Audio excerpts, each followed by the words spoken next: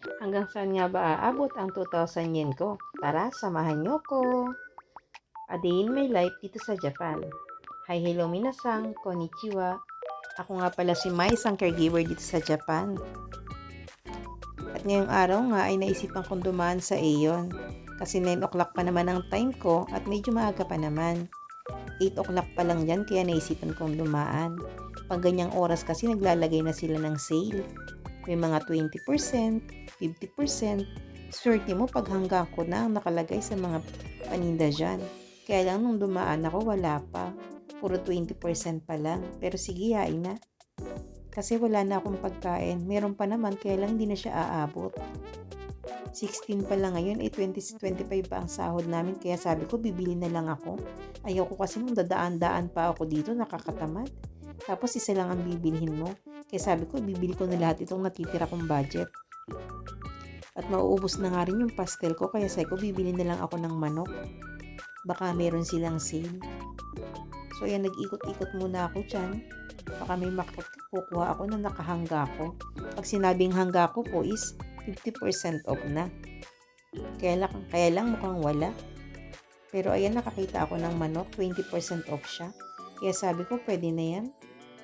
Marami naman siya, marami na akong magagawa dyan. So, kinuha ko na rin siya kaysa naman makuha pa ng iba, di ba?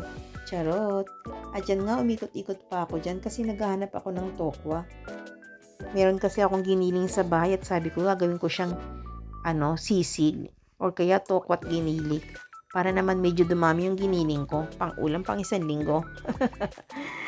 So, ayan, di ba? Nakakita ako ng toko, kaya lang yun yung pag pinirito mo siya, nadudurog siya eh. Yan yung malibit, nilalagay ko sa noodles pag gumagawa ako. Ayan nga, nalaglag ko pa yung isa. Ano ba yan, anak ng toko, Maylin? Dinalaw pa yung katangahan mo dyan, char. Nakakahiya ka. So, ayan siya, pag pinirito mo kasi siya, nadudurog siya. Kaya sabi ko, hindi yan, anak ng toko, nasan ka na ba? Napagod ako sa pag-ikot-ikot yan. Kasi nga hinahanap ko yung tokwa.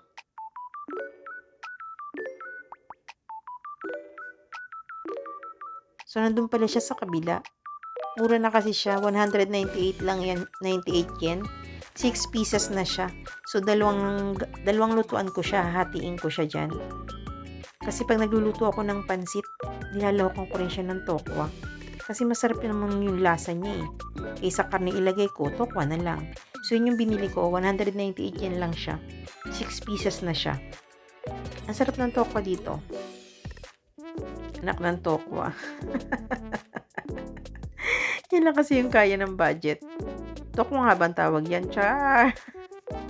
So, yan, umikot-ikot muna ako kasi medyo maaga pa nga. Pag naman naglakad ako mula dyan sa iyon papuntang facilities, 8 minutes lang. So, hindi ganun kalayo. Kaya sabi ko, may time pa naman, tingin ako ng mga gulay, baka may sale. Or baka may mga lettuce or pipino na sale kasi meron pa akong pang salad sa bahay. Kaya sabi ko, titingin ako ng lettuce at saka pipino. So, ayan na nga, yung binili ko na nga din siya. At yan pala yung nabibili ko, manok at saka tokwa. So, yan, umikot-ikot muna ako dyan. Tumingin nga rin ako ng sale na prutas. Kaso hindi sila sale eh. Ang malang orange, pati ng apple. Kaya sabi ko, next time na lang.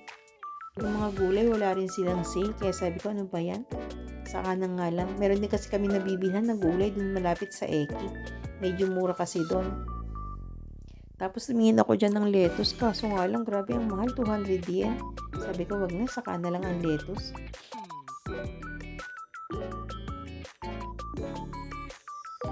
So, ikot-ikot muna ako dyan. Hanap lang ako ng pwedeng mabili. Kung kaya lang ng budget.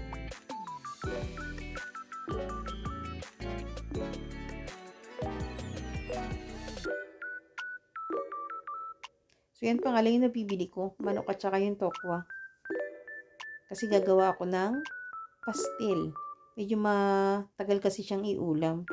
Hindi siya napapanis. Kaya kahit siya pang 1 buwan, pwede na rin. Charot! O, diba?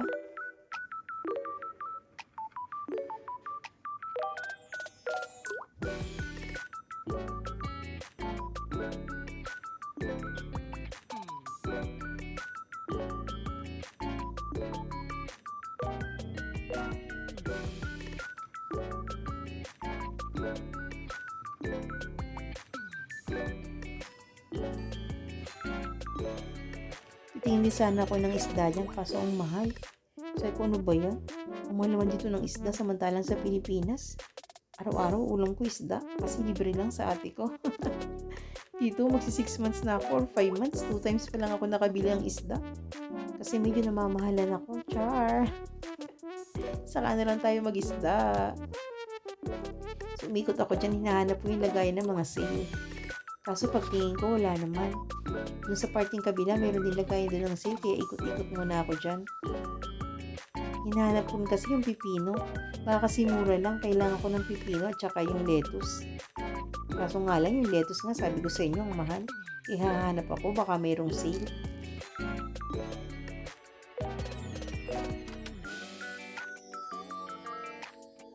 So ayun nga, nakita ko yung pipino at medyo mura naman siya kaya sabi ko bibili ako kahit dalawa.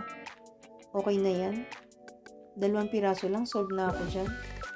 So ayun nga, 2 piraso yung binili ko. At pagkatapos nyan, lumarga na ako. Naghanap naman ako ng ibang mabibili. Kasi yan palang nabibili ko wala pang 1,000 yan.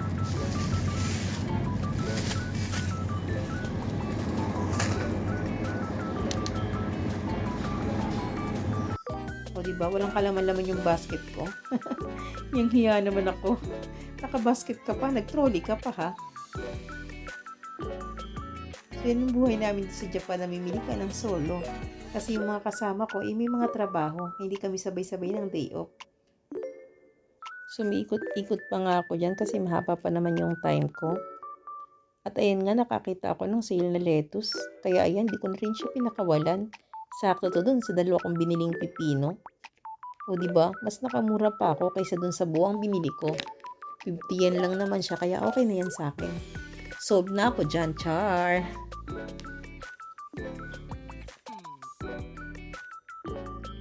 So ayan na nga lahat ng pinamili ko. Wala pa naman siyang 1,000 yen, kaya sabi ko bibili na rin ako ng sliced bread. Bumili rin nga pala ako dyan ng sibuyas. Kasi sabi ko maubos na yung sibuyas ko. 78 yen lang naman ang isa, kaya sabi ko sakto na tong isa. At pagkatapos niyan, hinanap ko na nga yung sliced bread. Okay na yan, kasya na yan. 1,000 plus lang naman siguro ang pagbabayaran ko. At medyo malapit na rin mag 8:30, kaya sabi ko okay na yan. Sakto na yan hanggang sweldo.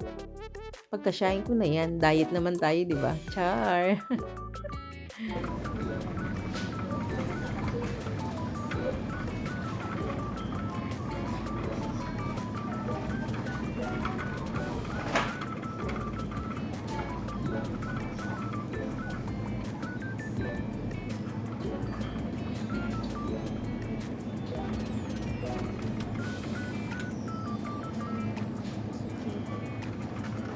Ang dami ko pang nakikita dyan kaso sabi ko saka na lang.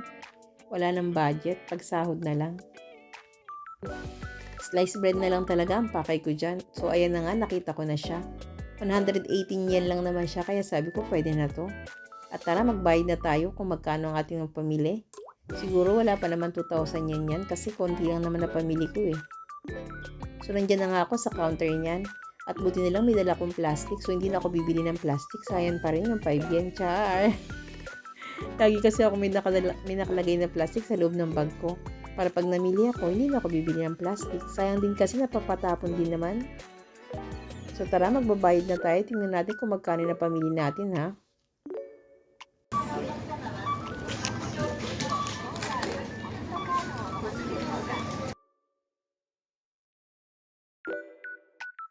At ayan nga, 1,096 lang ang napamili ko. O, diba, may sobra pa. Kaya okay na yan, marami na din yan. Meron naman akong giniling sa bayat, okay na yon. Ilang araw na lang naman, sahod na din. So, ayan na nga, magbabayad na tayo, guys. Yun lang. Thank you for watching. Bye! お支払い方法を選択してください。画面からお選びください。